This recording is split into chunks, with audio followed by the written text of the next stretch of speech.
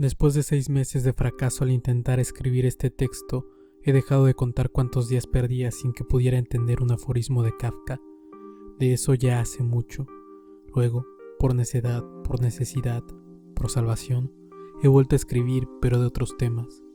Alguna vez me he forzado a escribir sobre Kafka de nuevo, solo para fracasar igualmente, como en una ocasión en que visité el Museo del Cine, en Girona, y vi una ilusión óptica bastante conocida.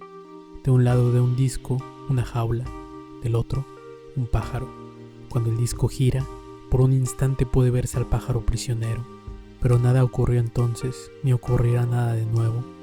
Esto también podría llamarse historia de una jaula. Son 8 palabras que me han taladrado la cabeza. El aforismo aparece en alguna de las 103 hojas de papel que Jordi Llobet asegura que Kafka ocupó para este propósito. Un papel similar al que usó para redactar Carta al Padre y para algunas misivas a Max Brod. Una jaula salió en busca de un pájaro, se lee en el número 16. Kafka numeró casi la totalidad de los aforismos. Todos los números tienen significado, según el esoterismo y la literatura. El 1, el 2, el 3, el 7, el 138, el 1202, el 10 millones 1, pero no creo que signifique nada.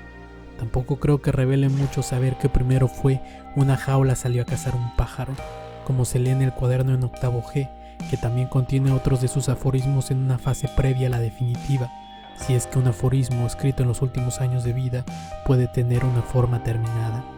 No hay duda de que Kafka recibió el impulso definitivo para la redacción de esta serie de pensamientos a raíz del diagnóstico de su enfermedad, que él mismo consideró desde el principio que solo podía llevarla a la muerte en un lapso relativamente corto, dice Llobet en una nota a las obras completas de Kafka.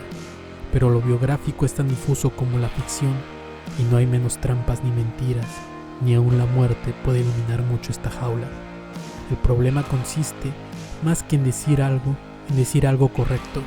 Aunque una obra literaria se puede leer de varias maneras, este número es finito y admite un orden jerárquico. Algunas lecturas son obviamente más verdaderas que otras, algunas son dudosas, otras obviamente falsas y otras, al fin, absurdas, dice W.H. Auden en su ensayo Leer. Kafka, por enigmático que sea, debe tener una lectura verdadera, real, correcta, adecuada, o cualquiera que sea la palabra que sirva para indicar que esa es la interpretación y no el resto. Y sin embargo, a Kafka le sucede con exageración lo que al resto de las literaturas. Los posibles significados se multiplican. Dice Eco sobre la interpretación. Nos damos cuenta, creo, de que la pluralidad de los sentidos es un fenómeno que se instaura en un texto, aunque el autor no pensara en él en absoluto y no haya hecho nada para estimular una lectura con sentidos múltiples. Mayor angustia en las creaciones de Kafka, quien era consciente de esta proliferación. Una obra abierta puede ser también una obra abierta hacia la nada, un henchirse de sentido hasta el absurdo y la misma negación de sentido. Me pregunto ahora, ¿qué pájaros imaginarios puede contener un aforismo? No he sido un obsesivo solitario en esta duda. Estas 8 palabras han generado poemas, libros, cuentos. Son interpretaciones, respuestas. Llenan los vacíos que un misterio produce. Pero ¿qué dicen de la obra? Quizá nada, tampoco. Quizá también son un fracaso, aunque bello. Francisco Hernández titula a la sección de un poemario de la jaula vacía. Esto se lee en los primeros versos. De la jaula vacía voló el canto. Esto en los últimos 3. ¿Cómo decir que el canto escapa de la jaula solo para ser atrapado por el silencio? También he escrito lo siguiente. No hay un pájaro, el árbol canta. En la jaula vacía canta el silencio. Y en un relato de García Márquez, La prodigiosa tarde de Baltasar, encuentro estas palabras. Ni siquiera será necesario ponerle pájaros, dijo, haciendo girar la jaula frente a los ojos del público como si la estuviera vendiendo. Bastará con colgarla entre los árboles para que cante sola. También Pizarnik admiraba a Kafka. Confío en que para él es este verso. La jaula se ha vuelto pájaro. Esa misma jaula se transforma en ausencia en otro de sus poemas. ¿Cómo contar con palabras de este mundo que partió un barco de mí llevándome? Una jaula que se aleja. Quizá Kafka mismo jugó con un antecedente, una primera jaula vacía. ¿Acaso esta, de Renan, que murió antes de que se redactaran los aforismos del Checo? La jaula sin pájaro. Cada vez que miro esta jaula, me felicito por mi generosidad. Podré encerrar en ella un pájaro y la dejo vacía.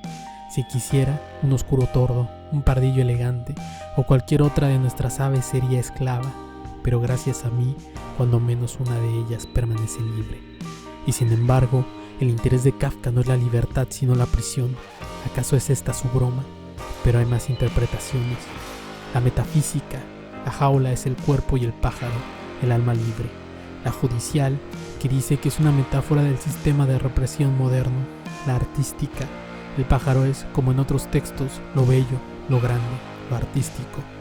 Me gusta suponer que nosotros somos la jaula vacía. Todo lo que tocamos lo aprendemos, lo constreñimos, lo ahogamos. Lo único bello está fuera de nosotros y tenemos que encerrarlo. La teológica, que es una metáfora de Dios. La posmoderna, que es solo un juego de expectativas, un texto irónico sobre los papeles que asumimos que las cosas deben desempeñar en este mundo. La emocional, que es la representación de la ausencia del ser amado. La fantástica, que es literal.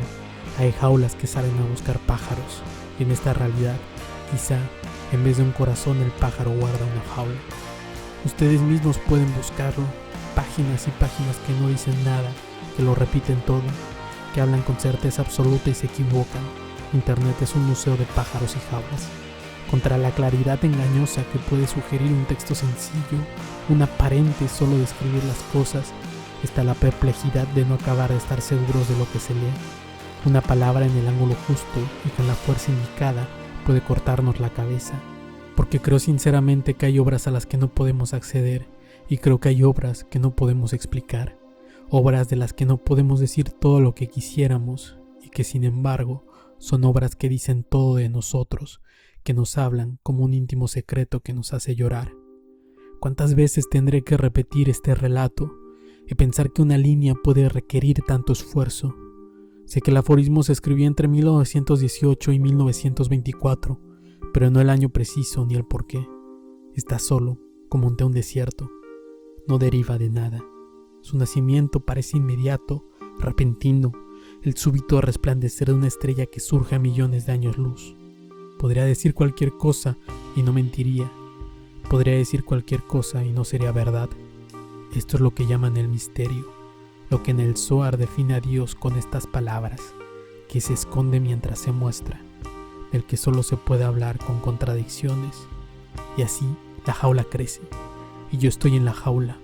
Yo soy un pájaro invisible, un fantasma. ¿Es esto lo que he pasado mucho tiempo tratando de escribir?